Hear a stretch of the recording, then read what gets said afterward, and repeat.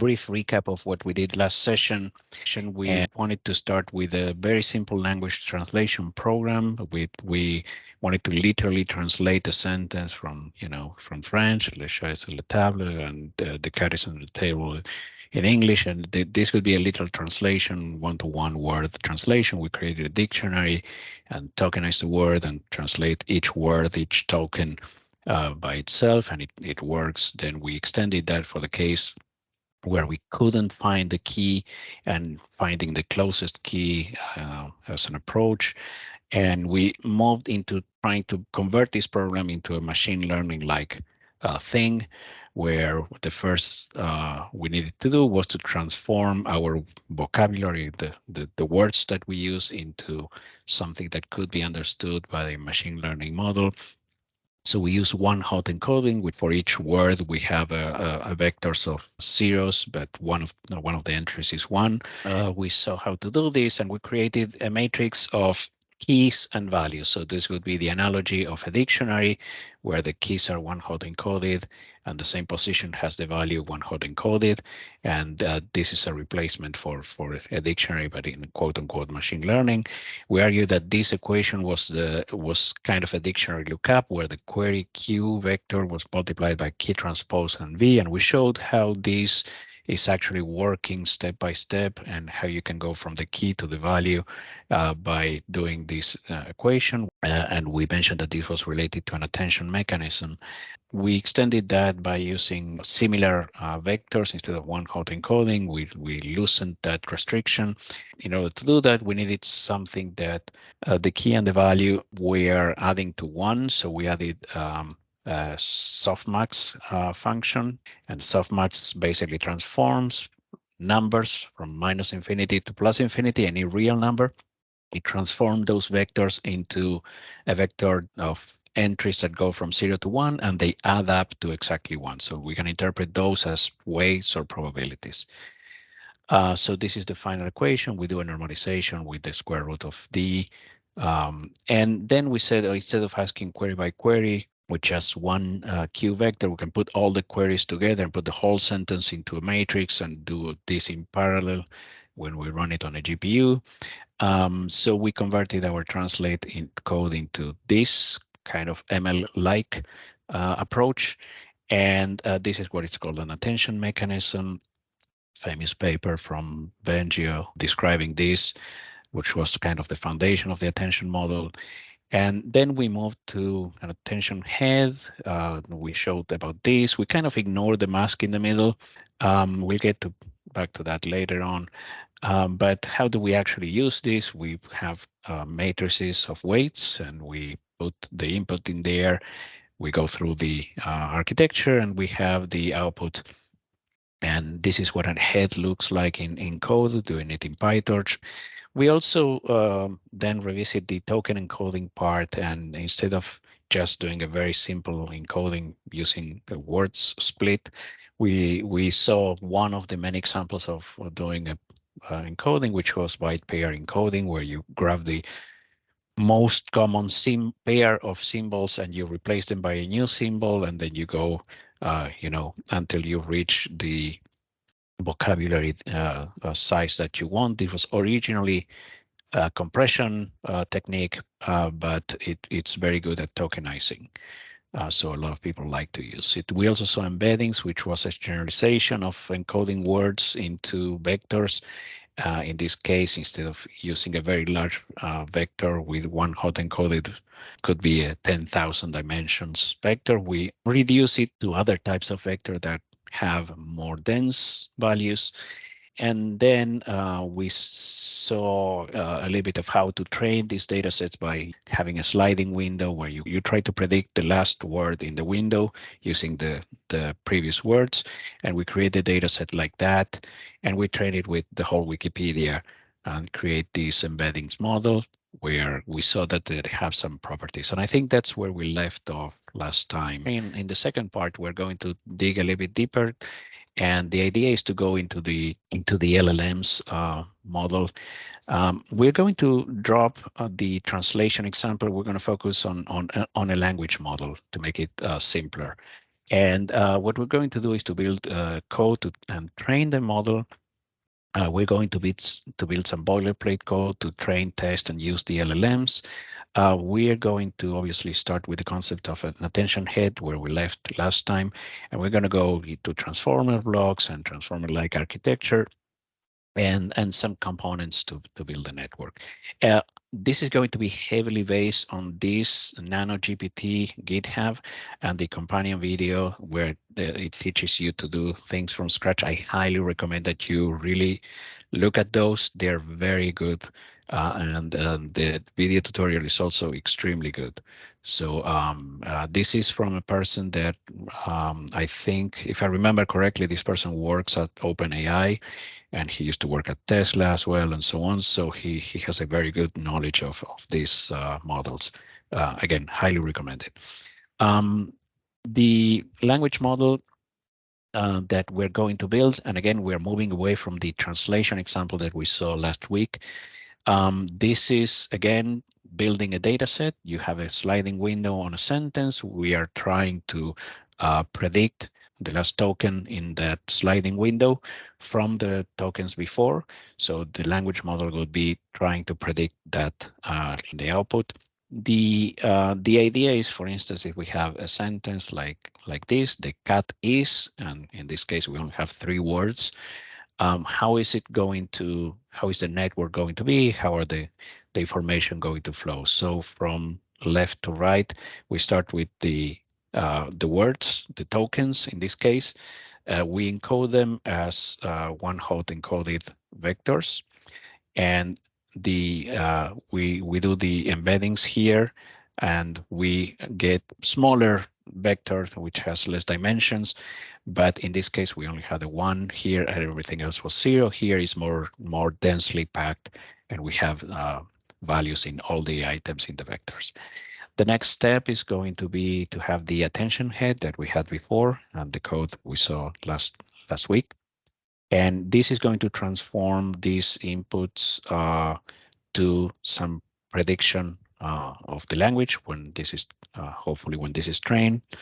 And the next step is, since we have these small vectors and we want to predict our vocabulary, which has, in this case, it has 1, 2, 3, 4, 5. This is size 6 here, but these vectors are times 4. So we have to convert this vector back to times 6 so we can do a one-hot decoding of the words.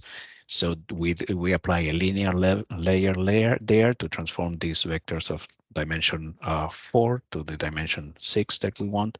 And once we have that, we want to have a one-hot encoded output from there, so we know what to do. We apply a softmax, and then we have something that is kind of a probability, and the larger numbers will be having larger values here, whereas the negative or small numbers will be having smaller, close to 0 values here.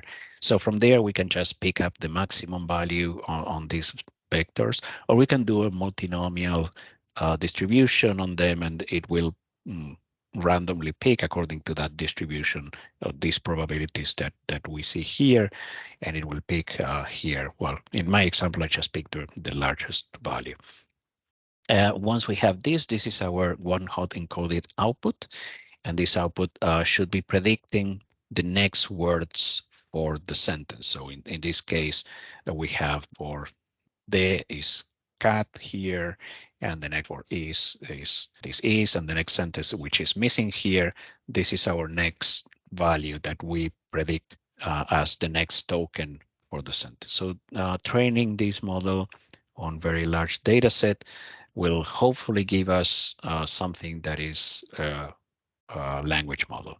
We'll see the limitations of this and how we can start fixing one by one, all of them, in order to build something that looks like a language model. So a little bit of nomenclature here. We're going to call the block size the how many words are in the input, or the prompt, as some people know it. We're going to call the number of words in the vocabulary. In our case, in our example, is 6, because we only have 6 words in our toy example. We're going to call the dimensionality of the embedding n embed, and this is the variables that you're going to see in the code. The same for here in this linear layer. The logits are these numbers that we have. Then we transform them with a softmax, and these become probabilities. And then once we decode that last probability, this is our next word. And once we have the next word, if we want to keep predicting, we just inject that next word back into the input and redo everything again. And that would give us another word. And we go on, iterating one token at a time. And that's how our prediction model works. The language model, so the code is, again, very simple. We have an embedding as we had last time. We had the embedding head. This is a PyTorch module as usual. And then we have the linear layer. And again, this linear layer is just what we have here. We're not having the softmax and the multinomial here because we're going to put that in another part. And the reason for that is that it's easier to train the model this way. Because the if we do the forward function here, you're going to see that we do the embedding, we do the head, and we do the logits here, and we'll return these logits, and that is what we're going to use in our loss function to generate the gradient. So the language model, as we saw last time, we had the Q times K, and here is the divided by the square root of D. We're going to need a lot of boilerplate code to train the model and to generate from the model and so on. Again, this is kind of extremely basic boilerplate code. People who often do this, they have libraries and they have all sorts of more complex setups. But for our purposes and for illustration, it's easier to just have a bare minimum boilerplate code so you understand how this works underneath. So we're going to start with the tokenizer. And for this example that I'm going to use, I'm going to use a trivial tokenizer. And in this case, we're not going to use words. We're not going to use BPE encoded. We're just going to use characters. So we have an encode and a decode function, and we have a train function where we train the tokenizer. In this case, so you typically train with the input data, with the text. In this case, the training is almost trivial. We just create a set of all the characters. So we split the string into characters and we create a unique list of characters, which we sort. And then we just create a mapping from character to integer and from integer to character by going through the enumeration of those unique characters in the test. So we just created a mapping of characters to numbers. That's it. So this is a really trivial mapping. And we're going to split the text into characters as our unit. So for instance, if we have the word hi there and we train the tokenizer first and we encode it, you can see that we have a tensor here, and the encoding, you can see here that it's just, for each character in the text, we just convert it to number, and then we have the list of numbers here, we return a tensor. So this is what you have. What you have here when you encode. And if you grab the same thing and you decode it, it will go here. It will transform the integers into characters for all of the items in the vector and will join them together so you have back the original text. So it's just transforming in a trivial manner.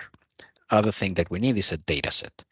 And a dataset should be able to do a bunch of things. Should be able to load the data. It should be able to tokenize the data because we're working with tokens. Should be able to split the data into training and validation set. And we should be able to get a batch from the data. As you know, when we're training a model, we are basically iterating, getting batches of data. A batch is several samples of the input data set.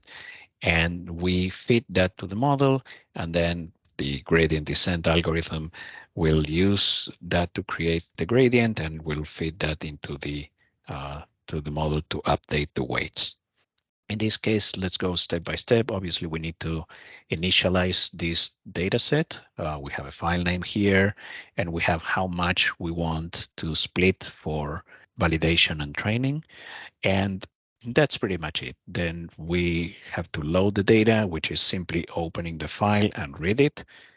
And this is the example that we're going to work with. This is a data set called Shakespeare. That's what the text looks like. In order to tokenize, we just encode the data. There's not much mystery here, and that's what the data looks like when you grab some 50 characters from the text. This is what it looks like, and then when you encode it, you have the same into a large tensor. All right, so to split this, it's again almost trivial. You have this percentage. You calculate where do you cut it based on the length of the text and the percentage, and then you say, okay, the first part is going to be our training data set. The second part is going to be our validation. So that's pretty simple. And how do you get a batch? Well, again, it's very trivial. Depending on whether you want a batch from the training or the validation one, you select whether you want the train or the validation data. You have a random number of the length of the data minus the block size because you don't want to run over the data set, but you just randomly uh, select some number in the middle of that, and then you have the X and Y. X is just the data, the first part of the data, and the Y is the exact same data shifted by one character because we're trying to predict the next token in the sentence. So what does it look like? We can see something here, and you can see that if I just do a get batch from the training data set, I will get these numbers, and you can see that this 53 is here, this 6 is here, and so on. So everything is shifted by one character in the first vector, and the same for the second vector. Here we have the 1 is here, the 51 is here, and so on. So it's giving you the same vectors shifted by one. So here's our complete dataset code. Um, and again, I'm going to share with the collab notebook with everyone after the session. So we need to train the model, and in order to train the model, we have a function that trains the model with a data set. We make sure that the model is in train mode. This is a PyTorch thing, and we create an optimizer. There are many optimizers out there. I'll just use Adam W because it's simple to use. But this is basically an optimizer. Is just the object that will take care of updating the weights in our model. And there are obviously many papers and PhD about different optimizers. Adam is one of the famous ones that people tend to use as the first optimizer that you try. So we're going to do some steps, some max iteration steps. Here, I think I put 5,000 iterations. So we're going to go and grab 5,000 times. We're going to get a batch. We have the X and the Y from the batch. We're going to run the model with those X and Y, and the model we saw, it returns the logits and the loss for the model. And then we are going to tell the optimizer, optimize, calculate the gradient. First of all, put the gradient to 0, calculate it doing the backward, and then do a step to update the weights. Just a recap, if you don't remember how the loss part was here, because I think we kind of did it quite quickly. We had in the forward pass here, we had the when we provide X and Y. If we provide the Y, then we calculate the loss. And what we do is from the logits, we do a cross entropy of the logits and the target, and that is the loss that we return here. And again, cross entropy is a typical way to calculate a loss when you have a vector of encoded tokens. So this is our training boilerplate code. It's kind of standard and simple. So there's not much new here. Generating with the model, once we have a model and we want to generate with it. And in this case, what we are doing is giving a model. We are trying a data set, and we have a prompt, and we're trying to generate some output from the model. Okay, so in this case, we make sure that our model is in evaluation mode, again, PyTorch standard. If there is a prompt, then we tokenize that prompt. And then what we do is, depending on how many tokens we want to generate, we make sure that the token is in the GPU. We make sure that the prompt, sorry, is in the GPU. We make sure that the prompt is no longer than the block size. Remember that this was our number of input tokens. And once we have that, we just feed it to the model. The model gives us the logits. And once we have that, we grab the last one of them, and we do a softmax, which gives us the probability. And from those softmax, we do the multinomial, and we get the next token encoded here. We decode that token and just print it to the screen. And that's it. We also, for the next iteration, we concatenate our prompt with the next token predicted, and then we do the iteration again. So we're going to predict one character at a time. And when you run this code, you're actually going to see the tokens appearing one by one when you do this generate in the model. And this is when we train the model. And again, I'm going to share the collab later on, so you can run it yourself. So first of all, before training, I print the output. And as you can see, this is complete garbage because the model has not been trained. Then I run it in the GPU. This takes like a minute on the GPU because it's a very small model. It's a very simple one. You can even train it on a CPU, and you will be fine. And so we train the model. So what we would expect to see here after all this effort, and we train the model, we would expect to see, before training, obviously we don't expect to see anything. After we train it, we're going to see all our efforts playing out. And this is our prediction with the model, and it's horrible. So what went wrong here? That's the first question. And it's time to go back and revisit the attention mechanism. If you remember, we had this attention that was like a softmax of Q K transpose, and this is what the model looks like if you do a diagram. We mentioned that this part is kind of is like a weight.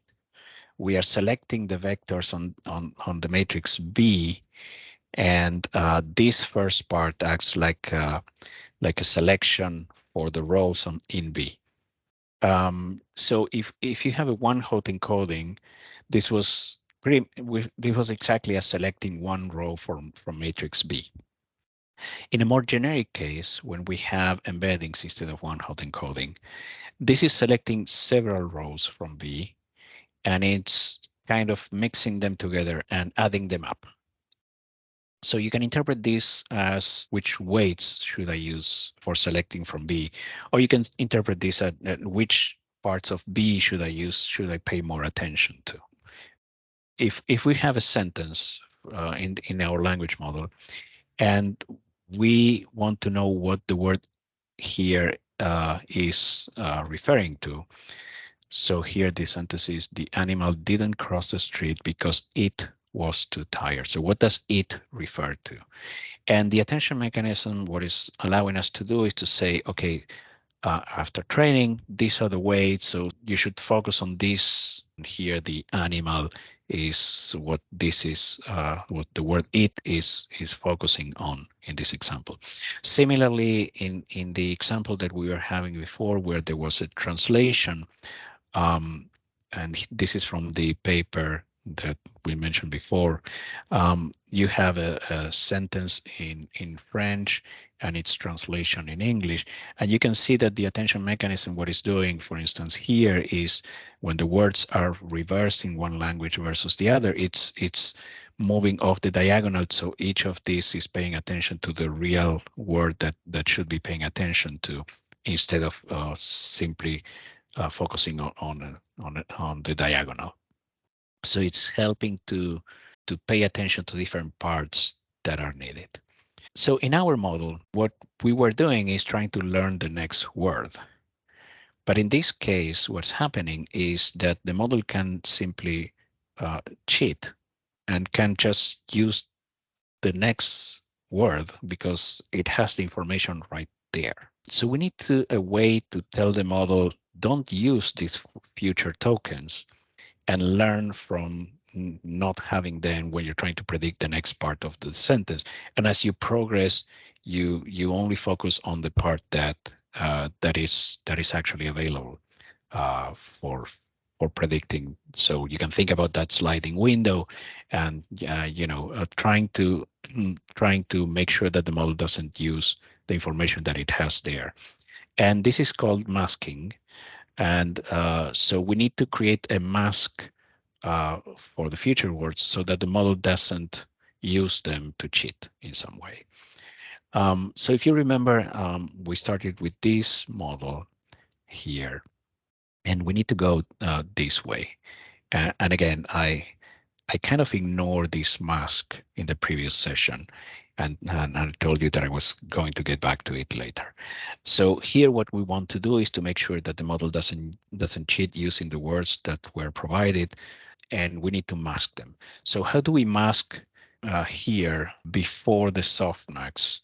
Is actually very easy, because if you remember the softmax function, let's say you have a softmax with some random numbers there, and we want to mask out the last 4 or 5 elements of the vector.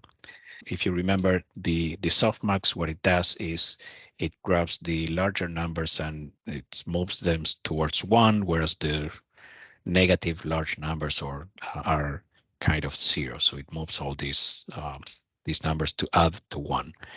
So if we add a minus infinity to the things that we want to mask, all these items will be actually 0, because the softmax takes care of making large negative numbers 0, whereas all the other ones will add up to 1. So we can use this technique to incorporate a mask in our code. And how do we do that? Well, there's a very simple way. Here we create a triangular matrix. So a matrix that has the triangular elements 1. And then we say, okay, all the upper ones, the ones that are 0, we transform them into minus infinity, and we just mask those numbers. We convert them to minus infinity. And here we are, before we do that, right before applying the softmax. So this is a typical technique that you can use, and this is called masked attention. And once we do that, we start again with some random initialization. We train it for like 5,000 iterations, and we get some loss here, which started high and went down. And after training, we have this. It's not great, but it's much better than before. And we're going to see progressively how to make this better and better until we reach something that is kind of looking like the input. So one of the typical techniques in machine learning is, if you have something that is a block and it works, how about putting many of those together? And this is what the multi-headed attention is exactly doing. So you have an attention head and you put several of them together and you multiply with a matrix to keep the same dimensions or to merge those into one vector. But overall, this is the diagram. So we put H number of heads one by one, concatenated here, and we just concatenate this and do a linear transformation to get the output. This is called multi-headed attention, and obviously the way to implement this is just we have a for loop in a comprehension. We put several heads in there, and then we add a linear projection, and that's it. We just concatenate the results. So X, we run it through the heads, we concatenate it, and we multiply the project. We apply the projection here, which is just a linear layer, and we're done. All right, another thing that we need to take care of is that the words or the tokens have different meaning depending on where they are in the sentence. Other models used to have some time sequence implicitly in there, but this model does not. So what they mentioned in the paper is since the model does not have a recurrence or convolution, so in order to make sense of a sequence, they inject some sort of information about the relative or absolute position of the tokens in the set. So what they say is they have the inputs, they do the embeddings, and they simply add what is called a positional encoding. And there are many ways that you can do these positional encodings. So this is a schematic of the same thing. You have positional encoding, you have the embedding vector, and you just add them together. The way that they suggest to do it in the paper is to have this equation, which is a sine and a cosine. So this is like, having a circumference and going rotating like this. So they have these numbers in a vector, and they just put it there in a vector, and they just add it to the tokens. The way that we can do this here in our model, and this is going to be the second version of our model, we start with embeddings as before. We add the positional embeddings, which are just embeddings, and we add the multi-headed attention and the linear part that we mentioned before. So the positional embeddings are going to be just embeddings, but instead of using the input, we are going to use simply an array that has the numbers 1, 2, 3, 4, 5, etc., until number t, which is the last token in the block. We add them together, and we put the self-attention heads that are here in the multi-headed attention, and then the logits are the output of the linear, and everything else is the same as before. So it's a very simple way to encode this. Once we do that, we have a slightly better error, and this is kind of starting to look like we have some kind of words-like structure. You have characters and spaces, and some of them just by random chance, they seem to be like words, but obviously this is still not great. So we're going to add a nonlinear layer to this, and the idea is that we are going to add what is called a rectifying linear layer. So this is something that goes, it's a function that goes like this. It goes 0 when everything is negative, and goes a slope of 45 degrees when the number is positive. So here is just the maximum function, as you can see. So it's a maximum between 0 and the linear layer. And we have that multiplied by another matrix and another bias. So the way to implement this is this, and this is a simple feed-forward layer. We use a number of embeddings and a number of embeddings times 4 here. This 4 is coming from the paper. So we use a linear layer to transform this. We use a ReLU, and then another linear to transform back into the embedding size. So we scale this to 4 times the number of embeddings, and we go from 4 times the number of embeddings to number of embeddings. So we have the same output as before. This is just to give the network a little bit more places where it can adjust. So once we do this, we just generate our new model, which has a feed-forward layer, and we just add it here in the forward function. And I think now we're ready to go into the transformer architecture a little bit, and we are going to use a transformer block. This block is simply a multi-headed attention and the feed forward put together, so we have just that. But this is something that we can then stack on top of each other. And if we stack them together, then we can generate a deeper network that has better chances of learning learning more and adapting more. But deep networks have some difficulties. They're not trivial to train. There are some problems like vanishing and exploding gradients, overfitting, and so on. So we're going to mitigate some of these issues by adding residual connections, layer normalization, and dropout. These are, again, standard techniques. A lot of PhDs and papers published on the topic, but now are considered kind of standard, and they are just supported by PyTorch. So it's very easy to add all this. The intuition for the vanishing and exploding gradient problem is that if you have a deep set of blocks, then you can see that you have, a function of something times a function on the previous layer and so on until you reach the first layer. So layer 1, layer 2, layer 3, until layer L. And if you calculate the loss function, to evaluate that is the G is the whole network. So you're approximating the real output by the output from the network.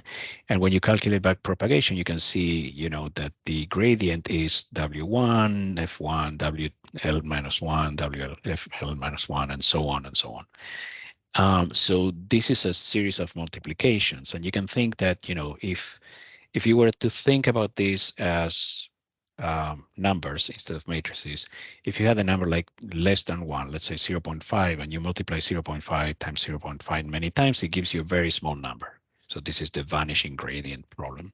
And if you have a number larger than 1, and let's say 2, and you multiply 2 by 2 by 2 by 2, it very quickly gives you a large number.